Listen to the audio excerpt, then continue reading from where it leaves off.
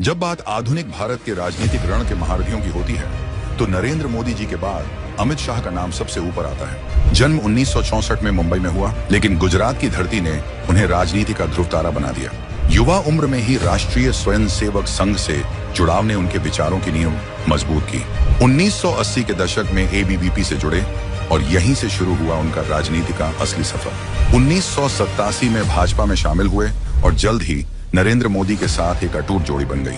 1995 में पहली बार गुजरात विधानसभा चुनाव जीते और साबित किया कि राजनीति उन्हें विरासत में नहीं मिली बल्कि बनाई है। 2002 में गृह राज्य मंत्री बने, जहां कानून व्यवस्था में उनकी सख्त कार्यशैली सबको दिखी।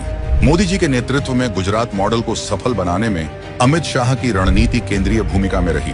2014 के लोकसभा चुनावों में उत्तर प्रदेश का प्रभारी बनाना भाजपा का मास्टर स्ट्रोक साबित हुआ। अमित शाह ने 73 में से 71 सीटें जिताकर यह जता दिया कि वे सिर्फ नेता नहीं, चुनावी रणनीति के जादूगर हैं। उसी साल भाजपा अध्यक्ष बने और संगठन में अनुशासन, विस्तार और मजबूती का नया अध्याय लिखा।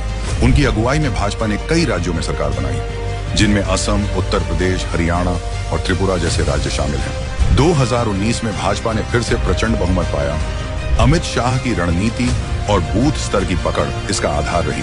इसके बाद उन्हें देश का गृह मंत्री बनाया गया। यह प्रधानमंत्री नरेंद्र मोदी जी के विश्वास का सबसे बड़ा प्रमाण था। धारा 370 को हटाने का ऐतिहासिक फैसला उनके कार्यकाल की सबसे बड़ी उपलब्धियों में एक है। सीएए को लेकर उनका स्पष्ट और निडर रुख उनकी राजनीतिक दृढ़ता को दर्शाता है। पन्ना प्रमुख से लेकर पोलिंग बूथ मैनेजमेंट तक शाह ने जमीनी स्तर की राजनीति को नई परिभाषा दी।